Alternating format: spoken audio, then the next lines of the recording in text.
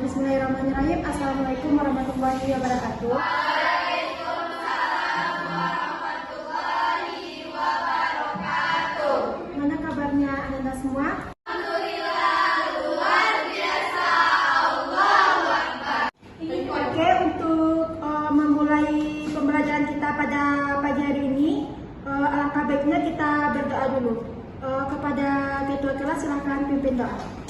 Baiklah teman-teman, sebelum kita mulai pembelajaran hari ini, mari kita berdoa terlebih dahulu menurut program pembelajaran masing-masing. Berdoa dimulai. Selesai. Dengan berdoa tadi, semoga pembelajaran kita hari ini berjalan dengan lancar. Amin. Oke, untuk pemula Ibu ambil absensi dulu ya. Irma, Hadir Bu. Aifah, Hadir Bu. Bibi, Hadir Bu. Rika, Hadir Bu. Surai, Hadir Bu. Desvita, Hadir Bu. Rada, Hadir Bu. Bintang. Hadir Bu. Perhatikan dulu ya semuanya ke depan. Ya Bu. Untuk gambar di depan ini, Anda semua tahu ini gambar apa? Buah. Ya, ini adalah gambar berbagai macam buah. Segala yang kita makan, baik itu berupa buah, karbohidrat, vitamin dan sebagainya, nanti akan dicerna di dalam tubuh. Jadi hari ini topik pembelajaran kita mengenai sistem pencernaan. Dari sebelumnya di minggu kemarin sudah Ibu sampaikan bahwa seminggu hari ini kita akan belajar tentang sistem pencernaan. Karena pelajaran kita mengenai sistem pencernaan, adapun tujuan pembelajaran kita hari ini yang harus Anda semua capai, itu Anda bisa menyebutkan organ pencernaan dan fungsi kelenjar pada sistem pencernaan. Untuk memulai belajar mengenai sistem pencernaan, terlebih dahulu Anda semua harus mengetahui apa itu sistem pencernaan. Ada yang bisa membacakan apa itu sistem pencernaan? Saya Bu. Ya, Irma, silakan.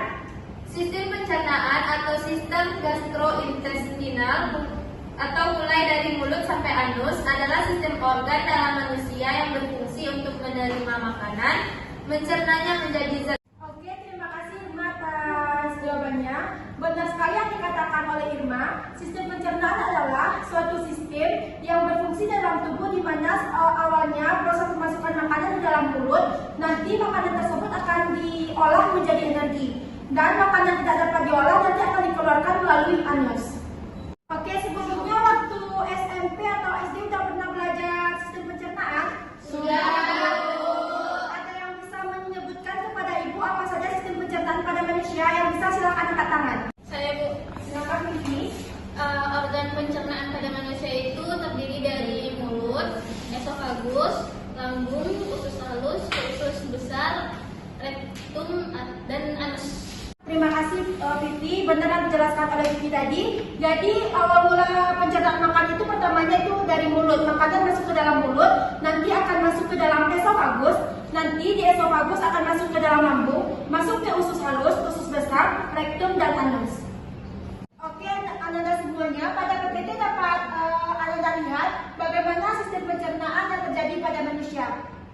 Di mana nantinya awal makanan itu masuk ke dalam mulut, masuk ke dalam esofagus, nanti masuk ke dalam lambung, masuk ke dalam usus halus, usus besar, nanti masuk ke dalam rektum, dan dikeluarkan melalui anus. Awal mula pencernaan makanan tadi itu masuk ke dalam mulut. Nah, di dalam mulut ada beberapa bagian di mulut yang berperan dalam proses pencernaan. Yang pertama itu ada gigi. Gigi itu berfungsi untuk, ada yang tahu? Gigi itu berfungsi untuk memotong dan mengunyah makanan yang masuk ke dalam mulut.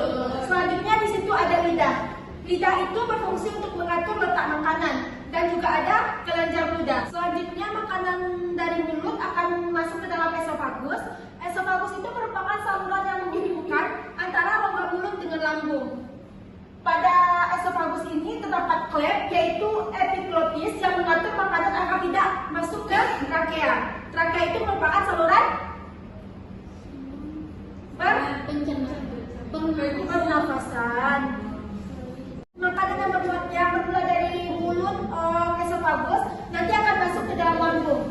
Pada lambung akan terjadi gerakan yang berfungsi untuk mencampurkan makanan dengan sekret lambung dan mengosongkan makanan. Makanan tercampur dengan sekret lambung menjadi hicim. Sedangkan ada satu pada lambung itu ada mukus, asam lambung, tripsin, lipasin, amilase, dan protesin. Selanjutnya, makanan akan menuju ke usus halus. Nah, usus halus atau usus kecil adalah bagian dari saluran pencernaan yang terletak di antara lambung dan usus besar. Di mana dinding dari usus halus ini melepaskan lendir yang nantinya akan mensilasi usus dan air yang membantu melarutkan pecahan-pecahan makanan yang dicerna. Kemudian juga dinding usus itu akan melepaskan sejumlah kecil enzim yang mencerna protein, gula, dan lemak. Oke, selanjutnya setelah di usus halus, nanti makanan akan masuk ke dalam usus besar. Usus besar ini disebut juga dengan kulon. Nah, fungsi utama dari usus besar ini adalah untuk menyerap air dan feses. Makanya usus besar disebut juga dengan usus penyerapan. Disebut juga dengan usus penyerapan. Selanjutnya, makanan akan masuk ke dalam rektum. Di mana rektum itu adalah sebuah ruangan yang berawal dari ujung usus besar dan akan berakhir di anus. Nah, organ inilah yang akan berfungsi sebagai tempat penyimpanan sementara feses. Jadi, rektum itu apa fungsinya, anak-anak? Tempat penyimpanan sementara feses. Ya, benar sekali. Sistem pencernaan terakhir itu adalah anus. Anus ini merupakan lubang di ujung saluran pencernaan, di mana bahan-bahan yang telah diolah di dalam sistem pencernaan tadi akan dikeluarkan melalui anus. Tadi Ibu sudah jelaskan bagaimana sistem pencernaan, apa saja bagian-bagian dari sistem pencernaan, dan apa saja kelenjar yang dihasilkan oleh sistem pencernaan. Sekarang silakan Anda semua bagi kelompoknya menjadi 2 kelompok besar. Nanti Ibu akan bagikan lembar kerja kalian. Nanti kalian akan mengisi lembar kerja ini setelah Ibu tampilkan video.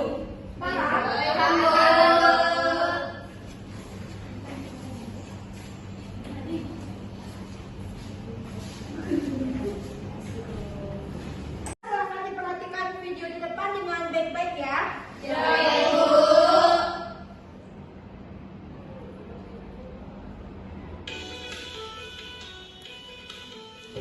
Oke, semuanya udah memperhatikan dari kan video tersebut. Ada pertanyaan mengenai video tersebut? Tidak.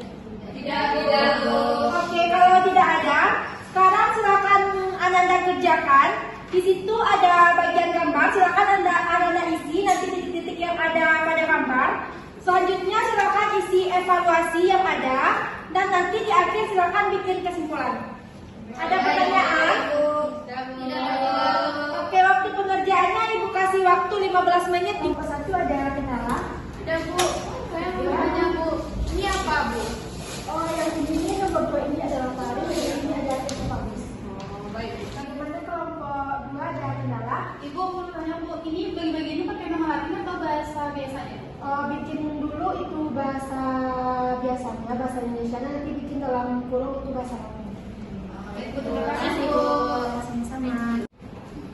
Oke anak-anak, waktu pengerjaannya sudah habis ya, udah 15 menit. Sekarang coba Ibu tunjuk di antara 2 kelompok. Sebelum Ibu tunjuk, ada nggak partisipasi dari anak-anak semua? Siapa yang bisa menjawab soal evaluasi yang ada di LKPD? Saya Bu. Silakan Vicky. Baiklah, untuk jawaban dari pertanyaan yang ada di lembar kerja ini, yang pertama itu berapa jumlah kelenjar ludah manusia? Jawabannya ada 3 pasang, yaitu ada kelenjar liur utama yang ada di mulut. Nah, yang nomor 2, di manakah kelenjar-kelenjar ludah tersebut bermuara? Yang pertama itu ada kelenjar paratiroid, itu di dekat di atas. Kelenjar submandibular ada di bawah lidah, kelenjar sublingual ada di dasar mulut. Soal ketiga, di manakah bermuaranya kelenjar pankreas? Jawabannya yaitu di duodenum atau usus halus. Yang keempat, di manakah pencernaan kimiawi terhadap zat tepung terjadi?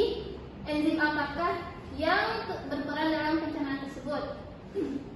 Jawabannya, terdapat di dalam mulut. Enzim yang berperan adalah amilase yang berfungsi untuk mengubah zat tepung menjadi zat gula. Terus yang soal kelima, di manakah pencernaan kimiawi terhadap zat protein dan enzim apakah yang berperan pada pencernaan tersebut? Jawabannya terdapat di dalam lambung. Maka makanan akan dicerna oleh enzim dalam getah lambung yang dihasilkan oleh kelenjar dinding lambung. Terus enzim yang berperan adalah pepsin yang berfungsi untuk memecah protein menjadi pepton. Oke, terima kasih Vivi ada menjawab pertanyaan tadi. Apakah ada beda jawaban dari kelompok 1? Enggak, Bu. Oke. Dari hasil diskusi yang Ibu kasih waktu 15 menit tadi, adakah yang bisa menyimpulkan apa pembelajaran kita hari ini sesuai dengan tujuan pelajaran kita? Saya Bu, Ya, Ibu, silakan.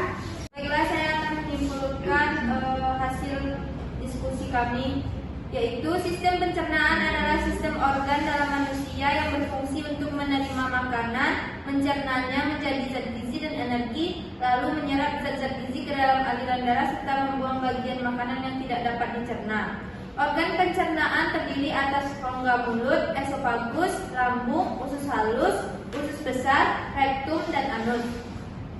Sedangkan kelenjar pencernaan terdiri dari pertama kelenjar ludah yang fungsinya untuk menghasilkan saliva dan enzim pencernaan seperti lisozim, lipase lingual, dan amilase. Selanjutnya ada hati, yaitu fungsinya mengeluarkan unsur-unsur makanan ke dalam aliran darah sehingga sebagai proses metabolisme.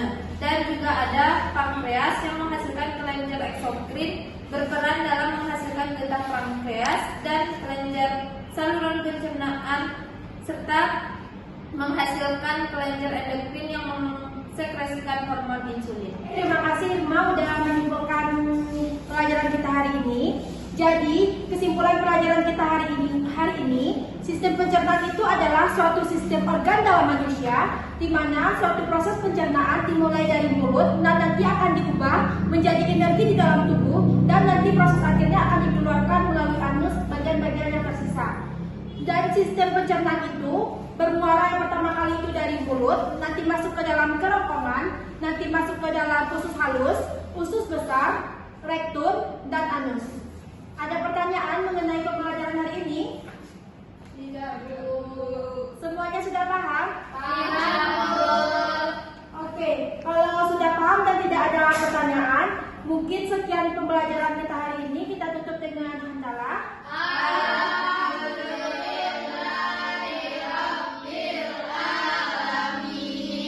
Baik, Ibu mohon maaf jika ada kesalahan dalam mengajar. Ibu sudahi dengan wabillahi taufiq wal hidayah. Wassalamualaikum warahmatullahi wabarakatuh.